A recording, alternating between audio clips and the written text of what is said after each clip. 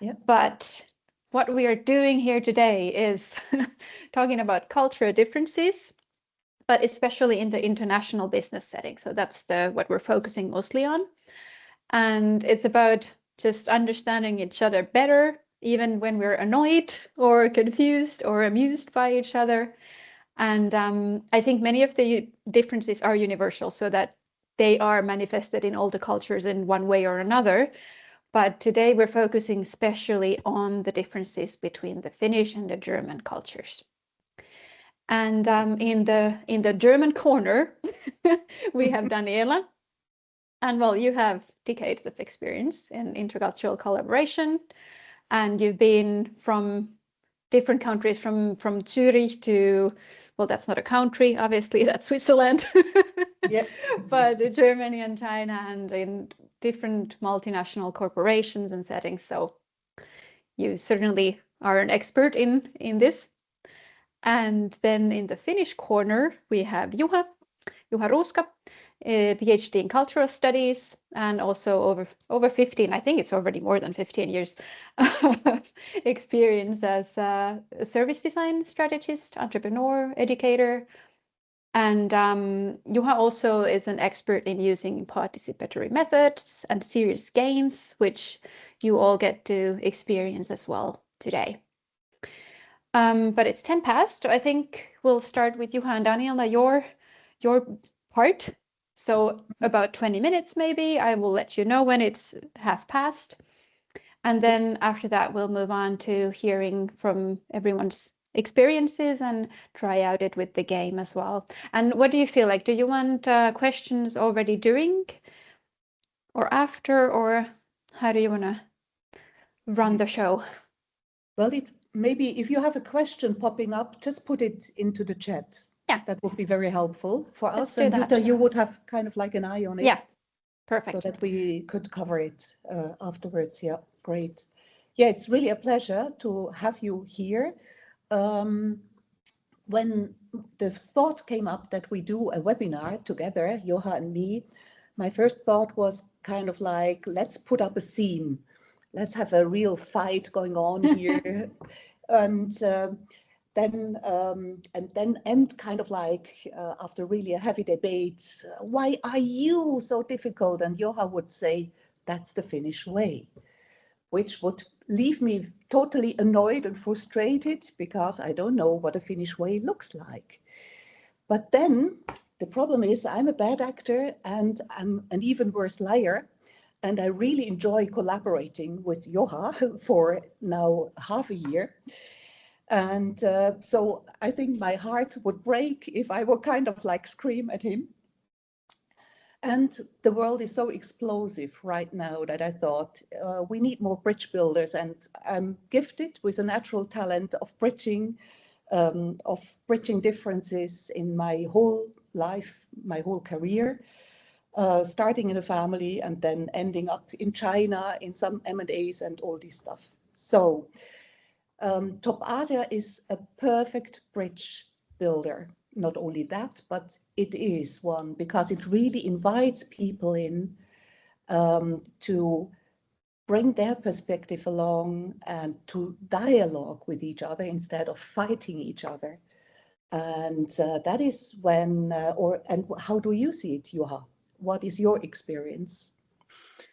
Yes, thank you, Danielle, and everybody. Welcome to the show, so to speak. So I think about Topaasia is usually when we have a challenging communication situation, whether it's cultural based or whatever it is, we tend to run away. But I have good news with Topaasia. It's actually something that you engage in, even though it's a difficult situation. The game will give you an alibi to talk about or address the issue. And it's actually not, you don't get anxious, but you get more like engaged in having the possibility to talk about it in a nice way. So that is something that Topaasia, because it's a dialogue game, it gives you this kind of alibi to talk about difficult things. Yeah, we will have two parts. We would like to share the 5 biggest differences between the Finns and Germans. And then we would like to give you a taste of Topaasia as well. And as we said before, if you have any questions, just put them into the chat. And I hope that my screen sharing will work. Do you see my screen? No, I have to, yeah. Okay, cool. Okay. So Juha and me were reflecting about the biggest differences between us, where real conflicts can emerge. And we would like to look at the first one. This is words versus silence. Communication is always an issue if we collaborate abroad. And the specific aspect here is why Germans explain everything and Finns say nothing, yet mean everything. It is really amazing for me as a Swiss living in Germany since 30 years that the language is very important. Words are very important to Germans. And so it has all to be very specifically explained in detail. And the language can be quite straight, especially in business situations. You put the points on the table. This is one aspect that I really like when I work with Germans. When I enter a room, they immediately tell me, we have problem 1, 2, 3, and we want a solution from you. So I know what I'm at. My question to you, Juha, would be, is this similar in Finland or totally different? It's totally different because I guess there is an example of a Finnish sauna, which means that it's a very deep cultural practice, so to speak, or ritual that the Finns go to sauna and they are naked and totally natural with it, being silent in a sauna naked. So that is a kind of the most ultimate example of the Finnish culture. That means actually that silence is normal and respected. It's in sauna, it's sacred to be silent. And that is also mean kind of the listening. So I guess then when you speak, it is a totally different context. So it's okay to be silent.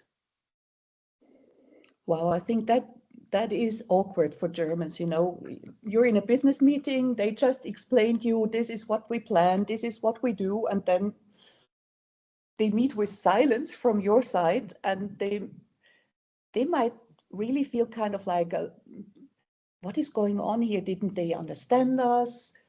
Do I have to repeat myself? What is going on here? But if I understand you correctly, your silence comes from a sacred place, kind of. Yes, I think that is a very very interesting interpretation, and I guess if you have been in Finland, there are also less people than if you drive the motorway in Germany. So you can also sense that change of tempo maybe. Yeah. And it's kind of everywhere, and you get kind of impacted by it. So I guess, of course, you know, I'm sense also if I am silent and I think that, okay, and I notice that if people are anxious because I'm silent, but still, when you have this kind of atmosphere that is okay to be silent, it's actually very relaxing. Let's try this another time, not today. I would like to go on to the second topic, the perfect plan versus we'll fit it later, when German blueprints meet Finnish pragmatism. It's very interesting for me. There is some similarity with the Swiss, but my working life I've spent mostly in Germany. So whenever I met customers first, I really got to notice that they need a plan, and there is a lot of discussion about plans, and it's always discussed what can go wrong. The worst case scenario takes up a lot of time, and the interesting thing is that you can't really progress before you don't have these kind of different scenarios and a solution ready if that should happen, then we know how to solve it before it happens. Would the Finnish see it the same way?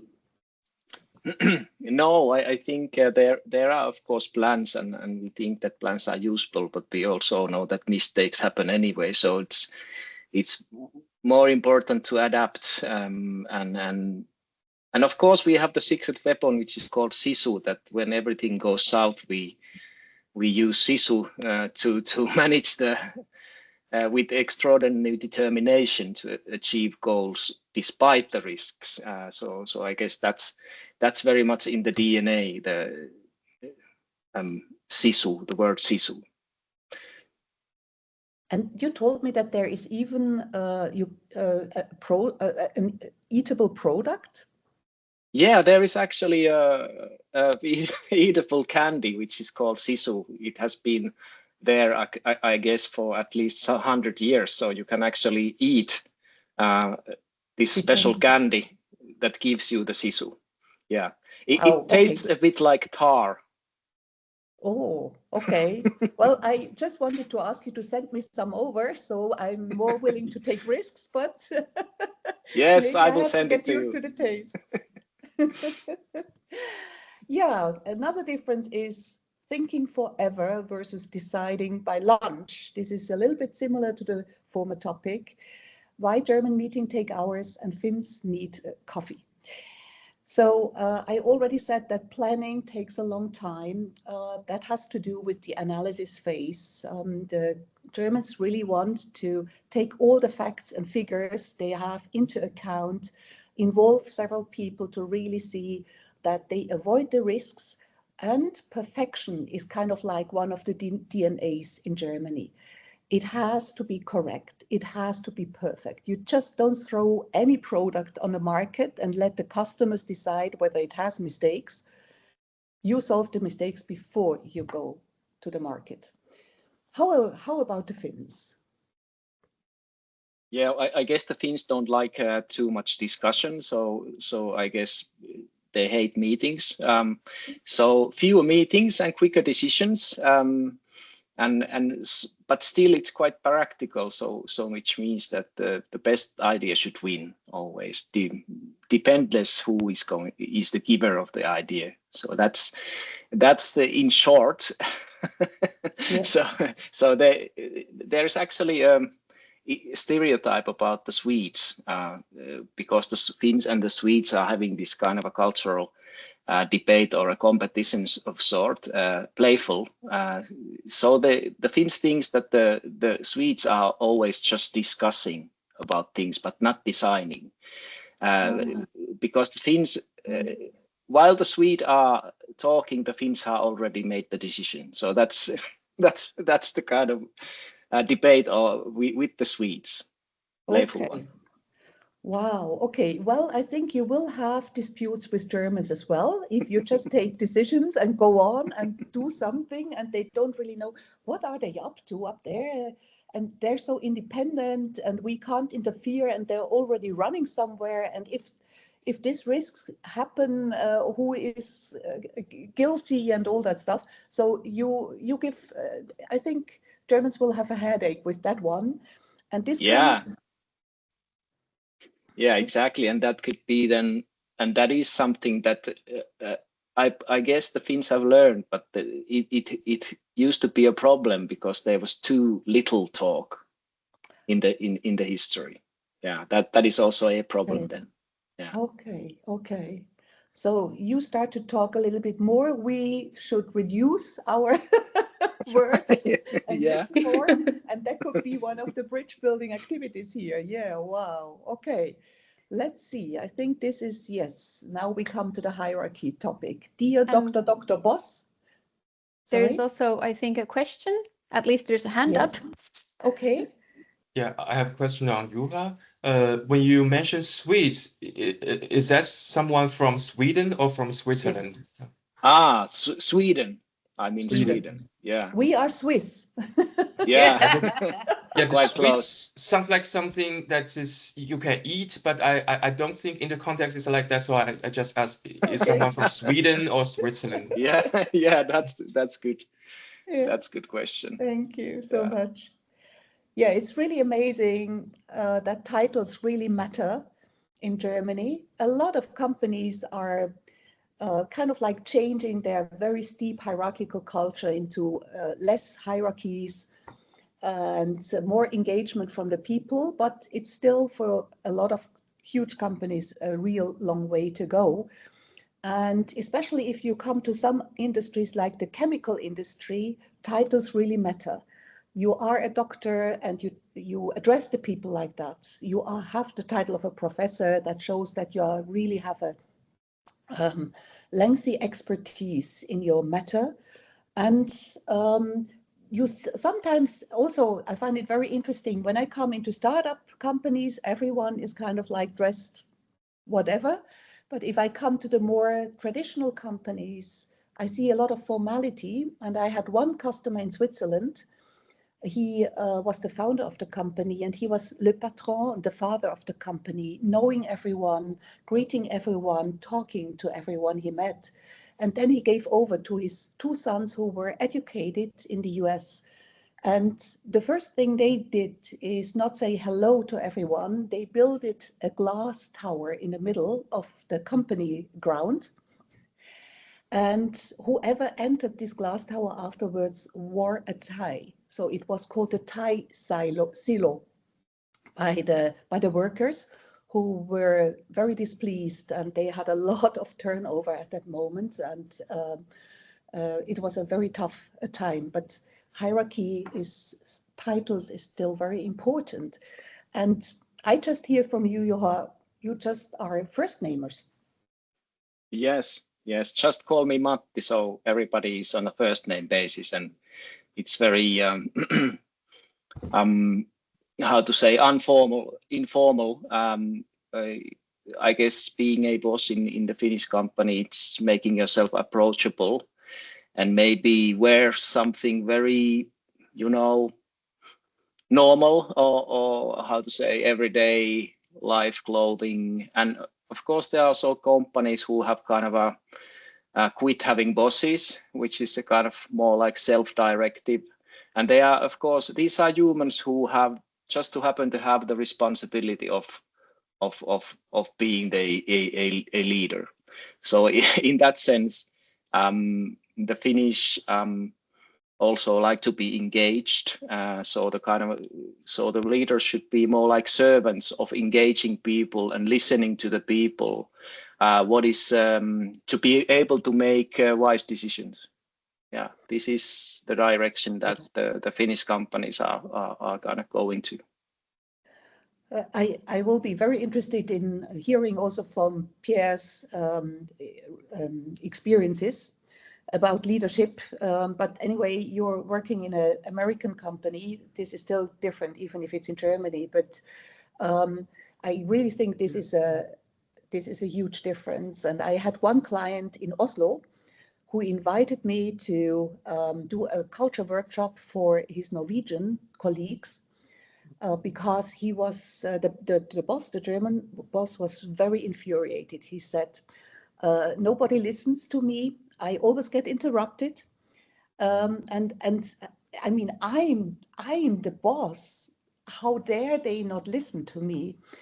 And in the end, we discussed it with his colleagues and talked about the differences of culture. But at the end, I thought I should have rather be the consultant or the coach of the boss, of the German boss, because you can't change 100 people if you're the only one who is different from them. So how comes that kind of like, so being a leader in Finland is kind of like from the beginning you're taught to be on eye level, listening to people and serve the bigger cause. Yeah, I guess the kind of a nice story is a Finnish company that only people present in the office are the managers. So that is quite common, that they try to think how do we invite and how do we make the offices, attractable to people. They want to be approachable, so they sometimes happen to be the only ones who are waiting for the people to kind of meet them in the office. Wow, interesting. Yeah, this is an issue after COVID, but this would lead too much. Let's look at the last difference we defined after 4 p.m. Absolutely not. When Finnish freedom collides with German efficiency schedules. I think in a lot of jobs in Germany, it's still really important to be there many hours, not to go too early, not to come too late. And in some companies, it is still also in use that you have meetings after dinner. And this is seen as efficient, being efficient if you stay there for long times. And a lot of bosses today worry because the people also do home office, and sometimes they're not visible whether they're present or not. But long hours is really important. And from you, I heard that at 4 p.m. you leave the office. Yeah, the Finnish Right. society, the kindergartens close at 5 o'clock. So you have to be there to get your children out before it closes. So it's a hard call. 4 o'clock, the work stops, and then you are not coming back. And it's totally sacred to have the personal time.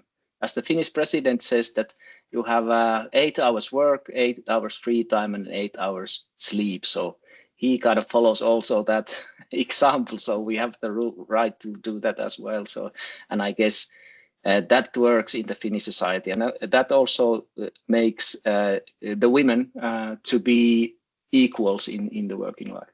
Yeah, wow, that's lovely. We should learn from you, but I would like to hand over to Jutta at the moment and see if there are any questions.